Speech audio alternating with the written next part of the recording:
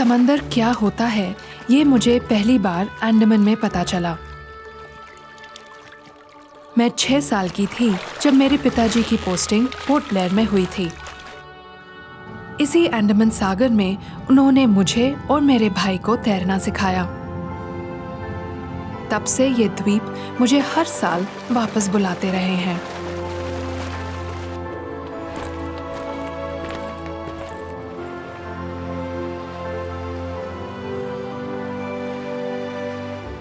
और हर बार मुझे यहाँ एक नया आश्चर्य मिला है। हाय समरीन। हाय दीक्षा, मैं तुम्हारा ही इंतजार कर रही थी। आज मैं फिर यहाँ आई हूँ और इस बार मेरे साथ है दीक्षा, जो एक मरीन बायोलॉजिस्ट और प्रोफेशनल डाइवर है। ऊपरी तौर पर शांत दिखने वाली इन गहराइयों की सच्चाई से दीक्षा ने मुझे वाकिफ कराया। इसके दिखने पे मत जाना।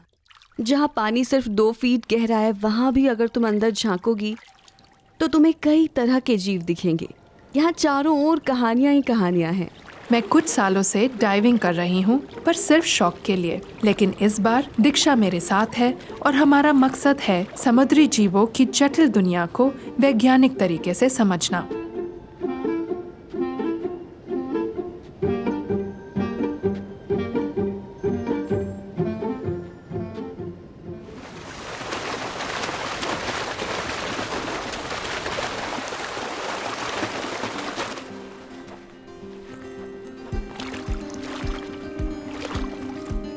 धरती के लगभग 70% हिस्से पर महासागर हैं, जो दृश्य और अदृश्य रूप से हमारी सहायता करते हैं। वे हमें अन्न और आजीविका देते हैं। जिस हवा में हम सांस लेते हैं उसे नियंत्रित करते हैं और मौसम का मिजाज तय करते हैं।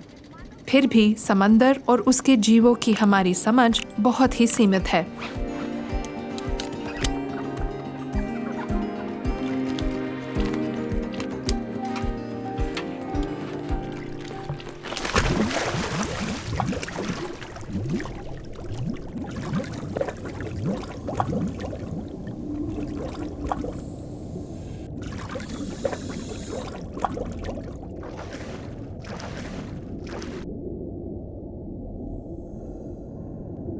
जैसे ही हम समंदर की गहराइयों में पहुंचे, उसने हमेशा की तरह मुझे मंत्र मुक्त कर दिया।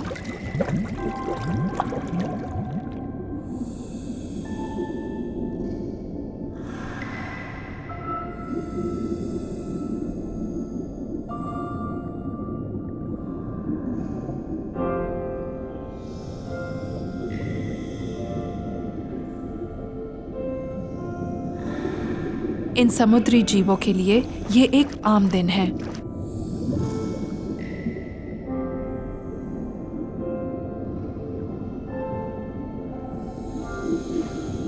लेकिन मेरे लिए ये एक अलग दुनिया है, जहाँ हर कदम पर एक आश्चर्य मेरी राह देख रहा है।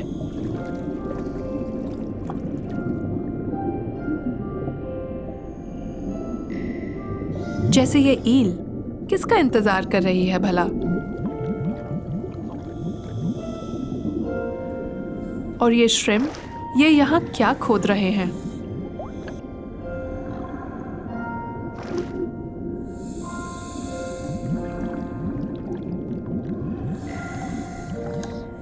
यहाँ सभी छोटे और बड़े जीवों के बीच कोई ना कोई नाता है।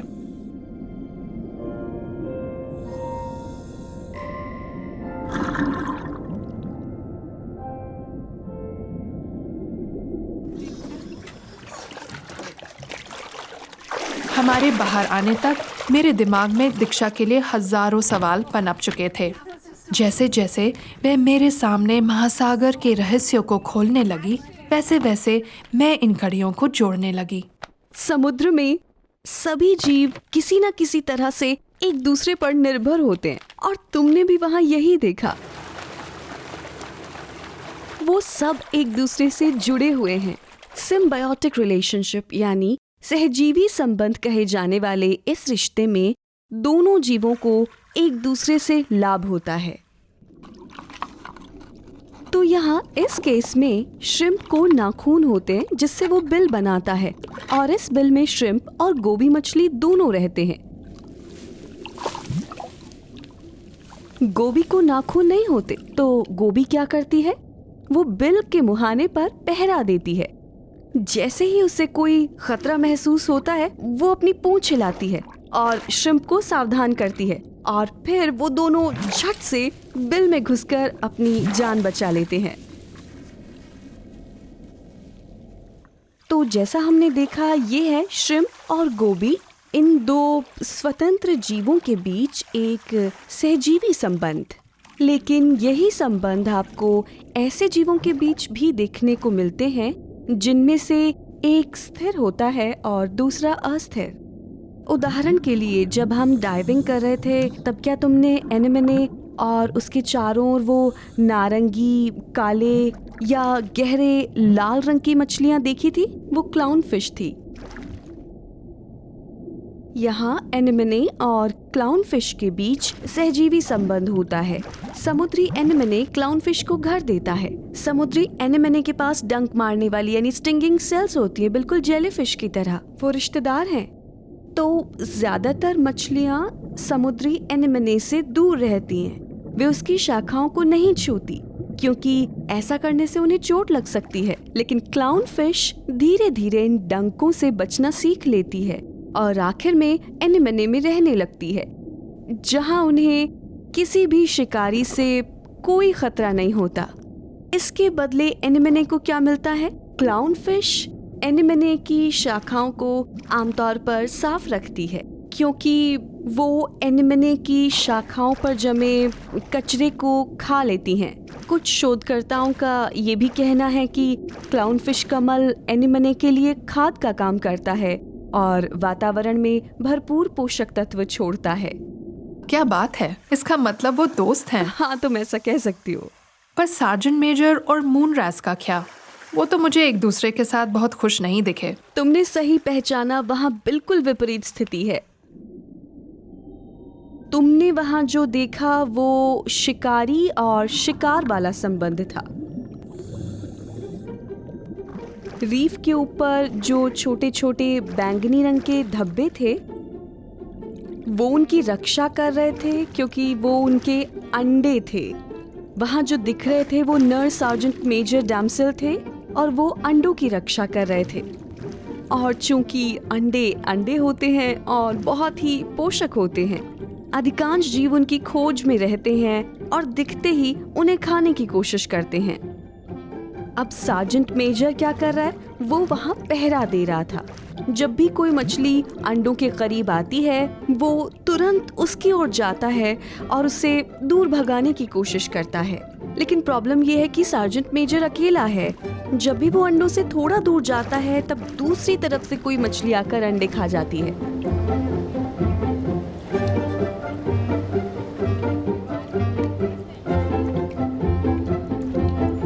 जब दीक्षा बड़े ही सब्र से मेरे सभी सवालों के जवाब दे रही थी, तब मैं सोच रही थी कि कैसे इस पूरी इकोसिस्टम का भविष्य कोरल और उसके सहजीवी संबंधों के बनने और बिगड़ने पर निर्भर है। कोरल खुद भी इस विशेष संबंध के कारण ही जीवित रहते हैं। कोरल के टिश्यू में रहने वाली ज़ूज़ैंथले नामक काई के साथ उनका सहजीवी संबंध होता है। अब ज़ूज़ैंथले क्या करता है? वो सूर्य के प्रकाश का उपयोग कर कोरल के लिए खाद्य बनाता है और कोरल इसके बदले में ज़ूज़ैंथले को रहने के लिए घर देता है। कोरल तापमान के प्रति बहुत संवेदनशील होते हैं। पानी के तापमान में केवल 1 डिग्री का भी बदलाव होने पर कोरल्स तनाव में आ जाते हैं। जब वे तनाव में होते हैं, तब वो ज़ूज़ैंथले को अपने टिश्यू से बाहर फेंकते हैं। जब ज़ूज़ैंथले बाहर निकल जाता है, तो कोरल के खाद्य का मुख्य स्रोत भी बाहर निकल जाता है। कोरल की खुद की शाखाएं और टेंटिकल्स होते हैं, जिनसे वो अपने लिए शिकार पकड़ सकते हैं, लेकिन वो काफी नहीं होता। इसी वजह से अगर ज़ूज़ैंथले वापस नहीं आते तो कोरल मर जाते हैं। डाइविंग के दौरान अगर तुमने ध्यान दिया होगा तो तुम्हें कुछ पूरी तरह से सफेद रंग के कोरल दिखे होंगे। वो ब्लीच हो चुके हैं। ब्लीच होने का मतलब है उनके शरीर से सारा ज़ूज़ैंथले निकल गया है।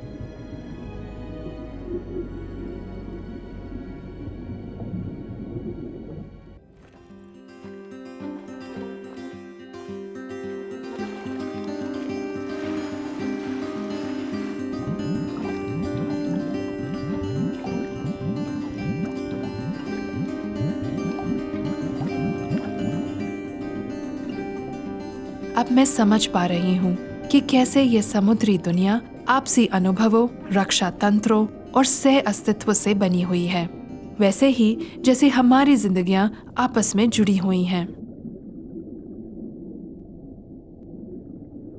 अगले कुछ दिन मानो आंखों के लिए दावत थे। फेदर स्टार में बसे क्रेनॉइड श्रिम्प,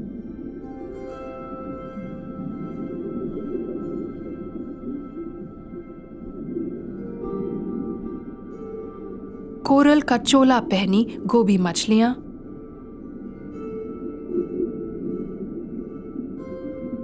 और बबल कोरल में छिपे बबल श्रिम्प।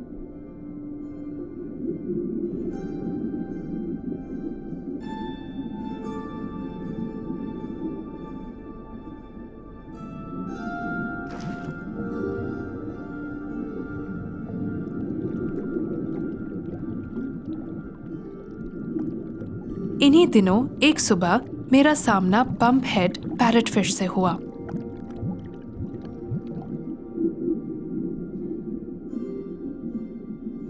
सिर पर बड़ा सा कुबड़, बल्ब जैसी गोल गोल आंखें और बाहर निकले हुए दांतों वाली ये विशाल मछलियां किसी एलियन सी दिखती हैं। 1000 दांतों वाली इन मछलियों के दांत शायद पशु जगत में सबसे मजबूत होते हैं, यहाँ तक कि तांबे और सोने से भी मजबूत। जब वे हार्ड कोरल पर उगने वाली काई खाती हैं, तो अक्सर उसके साथ कोरल के टुकड़े भी चबा जाती हैं और फिर उन्हें रेत के रूप में बाहर निकाल देती हैं। आखिर में ये रेत समुद्र तट पर जमा होती है। अध्ययनों के अनुसार हमारे समुद्र तटों पर जो सफेद रेत है, उसमें से 70% पैरट फिश का मल हो सकता है।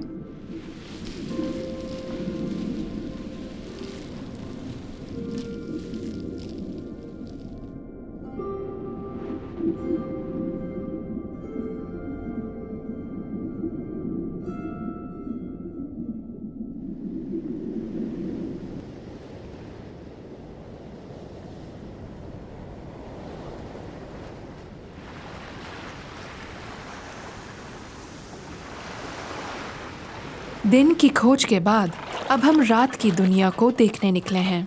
मैं बहुत एक्साइटेड हूँ। ये एक बहुत ही अलग दुनिया है जो सूरज के ढलते ही जाग उठती है।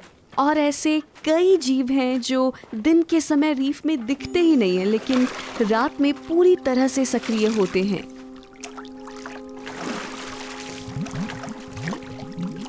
रात का समुंदर एक बिल्कुल अलग दुनिया है। अंधेरा कई जीवों का साथी है। इस जलसाही की तरह जो दिन में छिपा रहता है और रात को खाने की खोज में निकलता है।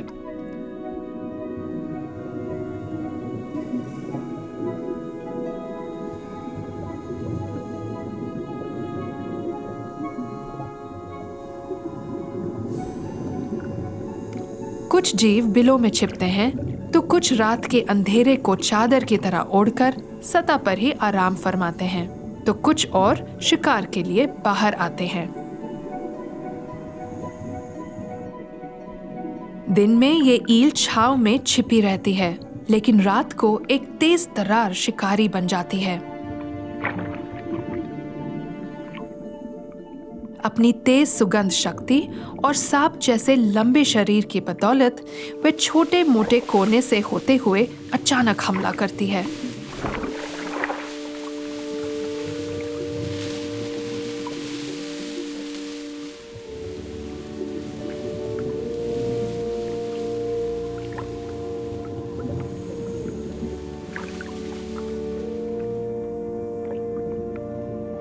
लेकिन ये गुप्त चालें अक्सर असफल होती हैं। ये है कटलफिश। ये अपने रंग और आकार बदलकर रात के अंधेरे में शिकार करती है।